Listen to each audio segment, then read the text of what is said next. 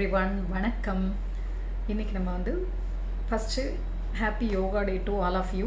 இன்றைக்கி நம்ம சூரிய நமஸ்கார் வெயிட் லாஸ் சேலஞ்ச், இது வந்து 7 days வெயிட் லாஸ் சேலஞ்ச் எடுத்து பண்ண போகிறோம். இதில் வந்து நம்ம 12 rounds ஆஃப் சூரிய நமஸ்கார் 9 minutes பண்ண போகிறோம். ஸோ நீங்கள் பார்த்துட்ருக்கிற நீங்கள் எல்லாருமே எந்த சேலஞ்சை எடுத்து பண்ணணும் அப்படிங்கிறது தாங்க என்னுடைய ஆசை. இப்போ நீங்கள் பிகினர்ஸாக இருந்தீங்க அப்படின்னு வைங்களேன், 3 rounds பண்ணுங்கள். அதுக்கப்புறம் கொஞ்சம் கொஞ்சமாக நீங்கள் இன்க்ரீஸ் பண்ணிக்கலாம். 5 rounds, அப்புறம் 7 rounds, அப்படி கிராஜுவலாக இன்க்ரீஸ் பண்ணிக்கோங்க. அதே இது மிச்சவங்க ஏற்கனவே ப்ராக்டிஸில் இருக்கீங்க அப்படின்னா அவங்க வந்து 12 rounds வந்து தாராளமாக பண்ணலாம். நான் எதுக்காக 7 days கொடுத்துருக்கேன் அப்படின்னா, எல்லாராலையும் ஃபாலோ பண்ணணும் அப்படிங்கிறதுக்காக தான் 7 days கொடுத்துருக்கேன். அடுத்து வர்ற வீடியோஸில் நம்ம வந்து 21 roundsலாம் பண்ண போகிறோம். ஸோ இன்றைக்கி நீங்கள் வந்து இந்த 12 rounds சேலஞ்சை எடுத்து பண்ணுறதுக்கு ரெடியா? நீங்கள் சேலஞ்ச் பண்ணுறீங்களா? நீங்கள் கீழே வந்து மறக்காமல் கமெண்ட் பாக்ஸில் கமெண்ட் பண்ணுங்கள்.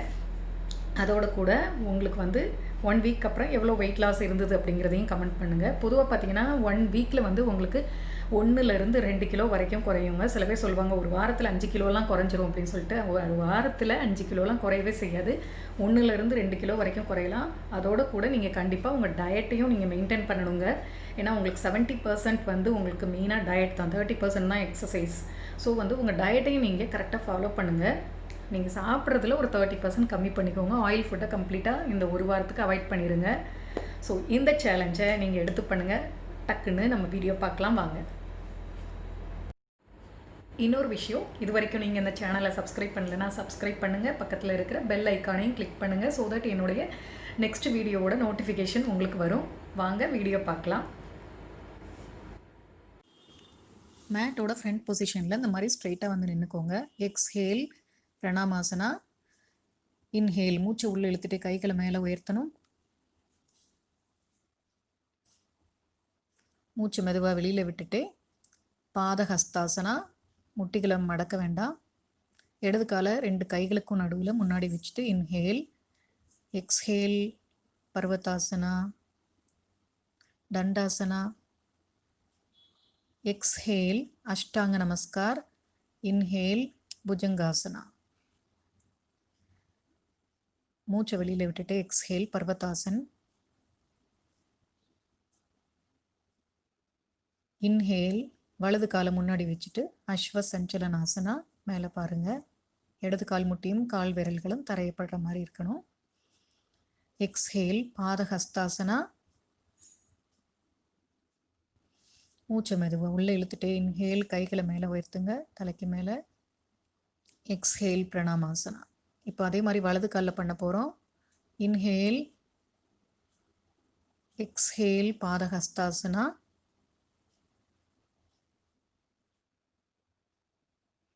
இன்ஹேல் வலது காலை முன்னாடி 2 கைகள் உள்ளங்கைகளுக்கும் நடுவில் வச்சுக்கோங்க. எக்ஸ்ஹேல் பர்வதாசனா,